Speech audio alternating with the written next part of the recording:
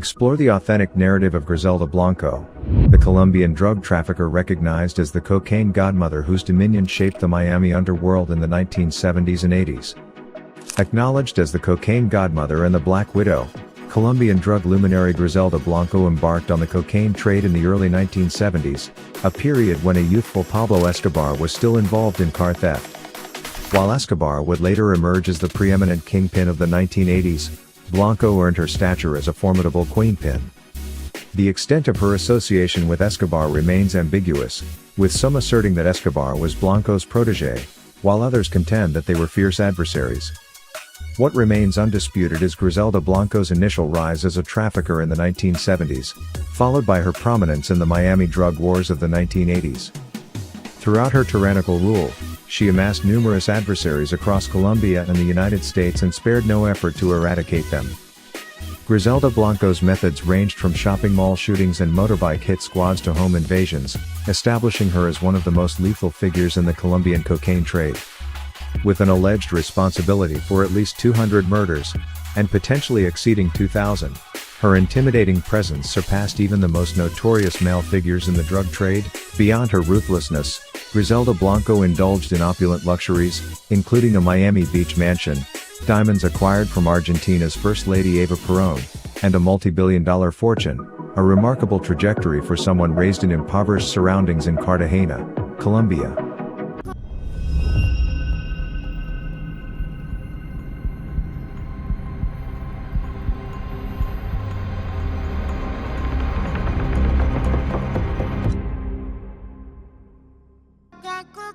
Griselda Blanco, behind the legend. Born in 1943, Griselda Blanco initiated her life of transgression at an early age. Escaping the clutches of domestic abuse in Cartagena, Blanco found herself navigating the streets of Medellin, surviving through pickpocketing and engaging in prostitution. By the age of 13, Blanco ventured into transforming her criminal endeavors into a lucrative enterprise. She crossed paths with Carlos Trujillo, a smuggler of undocumented immigrants into the United States, whom she later married. Despite birthing 3 sons together, their union met a grim fate. Blanco orchestrated Trujillo's demise in the 1970s, marking the inaugural chapter of her 3 husbands meeting brutal ends. Alberto Bravo, her second husband, introduced Griselda Blanco to the cocaine trade. In the early 1970s, they relocated to Queens, New York, witnessing the exponential growth of their enterprise. Establishing a direct link to Colombian white powder, they carved a significant share of the market from the Italian mafia. This marked the era when Blanco acquired the moniker the Godmother.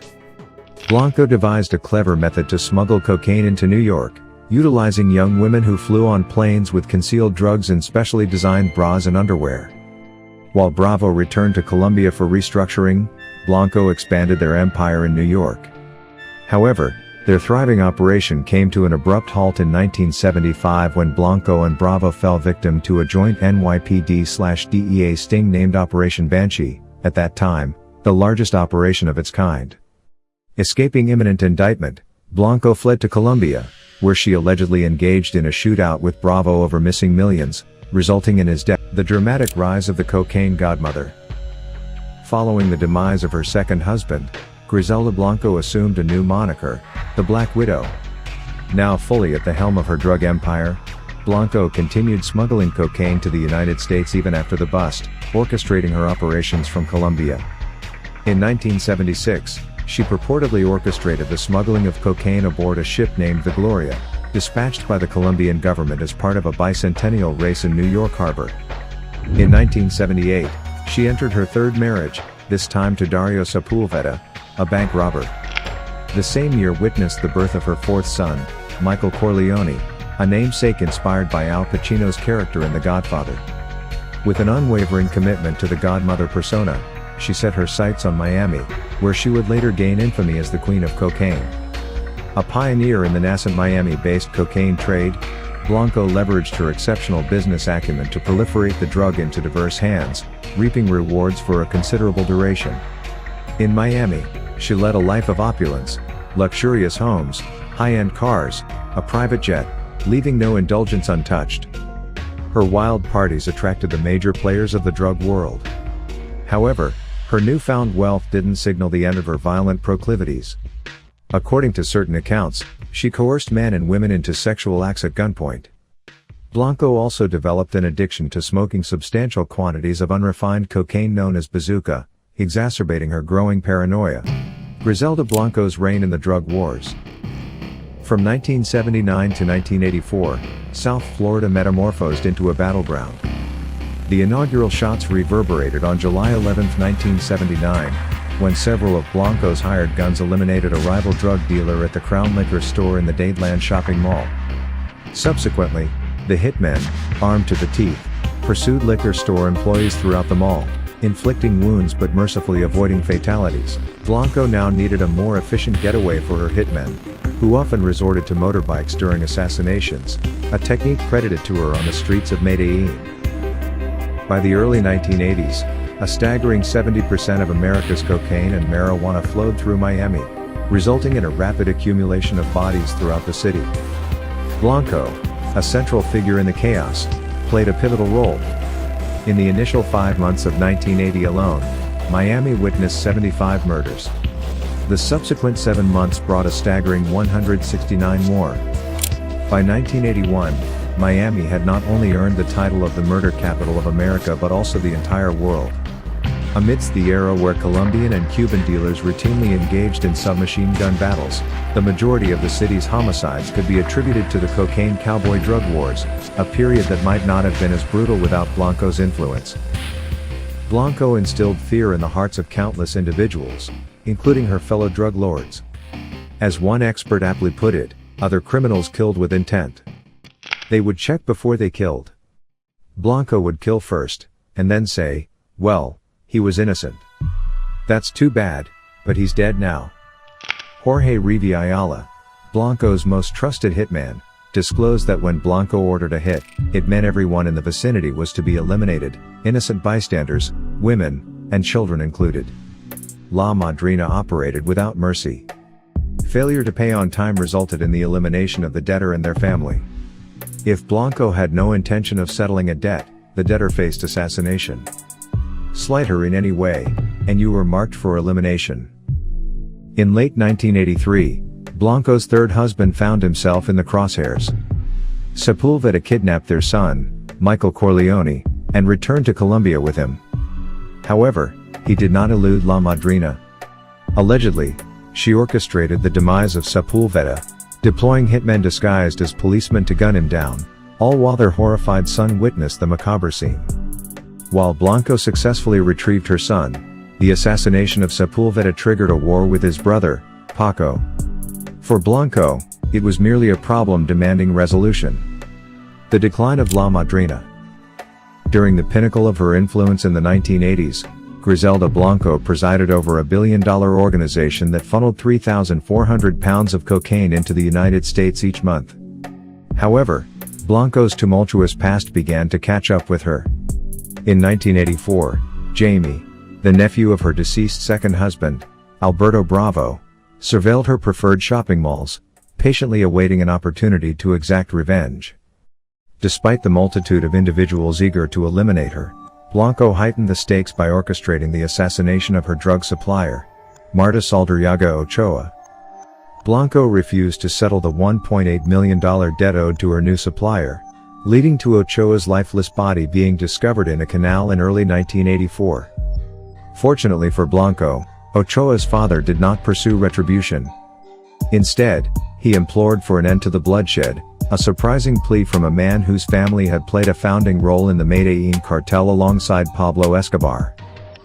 Meanwhile, La Madrina remained under intense scrutiny, not only from her burgeoning roster of adversaries but also from the DEA.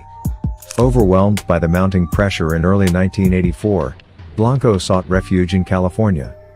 There, she managed to maintain a low profile, eluding both Bravo's nephew and the DEA. However, by November, Bravo's nephew's arrest removed a potential threat to the DEA's pursuit of Blanco. With this impediment out of the way, the DEA seized the opportunity to apprehend Blanco. In 1985, at the age of 42, she was arrested and subsequently sentenced to nearly 20 years in prison for narcotics trafficking.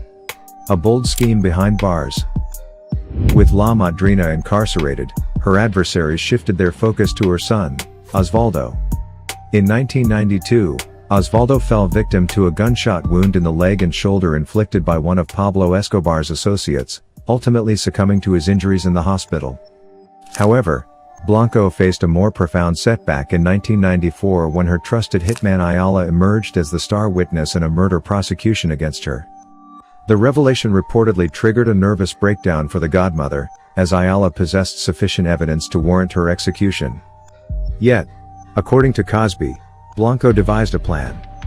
He asserted that Blanco discreetly passed a note to him, bearing the cryptic message JFK 5 meters NY. Perplexed, Cosby sought clarification from Blanco, who allegedly explained that she wanted him to orchestrate the kidnapping of John F. Kennedy Jr. in New York, holding him hostage in exchange for her freedom. The kidnappers would purportedly receive $5 million for their role. According to Cosby, the kidnappers came remarkably close to executing the plan. They successfully surrounded Kennedy while he was walking his dog. However, as the narrative unfolds, an NYPD squad car happened to pass by, prompting the kidnappers to retreat. Blanco, known for her audacity, may have conceived such a plan. The death of Griselda Blanco. As Blanco's kidnapping scheme crumbled, her fate hung in the balance. If Ayala testified against her, the specter of death row loomed ominously. However, a surprising turn of events unfolded as a phone sex scandal involving Ayala and secretaries from the Miami-Dade District Attorney's Office emerged, casting doubt on Ayala's credibility as the star witness. This unexpected development spared Blanco from the death penalty. Subsequently, she opted for a plea bargain, leading to her release and return to Colombia in 2004. Despite this stroke of fortune, Blanco had amassed too many adversaries to be embraced with open arms upon her return. In 2012, at the age of 69, Griselda Blanco met a gruesome demise. Outside a butcher's shop in Medellin, she was gunned down in a motorcycle drive-by shooting, employing the same method of assassination she had pioneered years earlier. The identity of her assailant remained unclear. Netflix's Griselda, Sofía Vergara dominates as Colombian cartel mastermind. At 51, the Modern Family alum, Sofía Vergara, assumes the lead role in Netflix's forthcoming limited series, Griselda. This 6-episode drama casts Vergara as Griselda Blanco, a ruthless queen-pin reigning over the criminal underworld of Miami. Crafted by Eric Newman, the creative force behind Narcos and Narcos, Mexico, and directed by Andrés Páez, the series unfolds with Vergara donning the hat of both executive producer and star. Joining her is Latin music sensation Carolina Giraldo, portraying Carla, one of Griselda's most trusted confidants.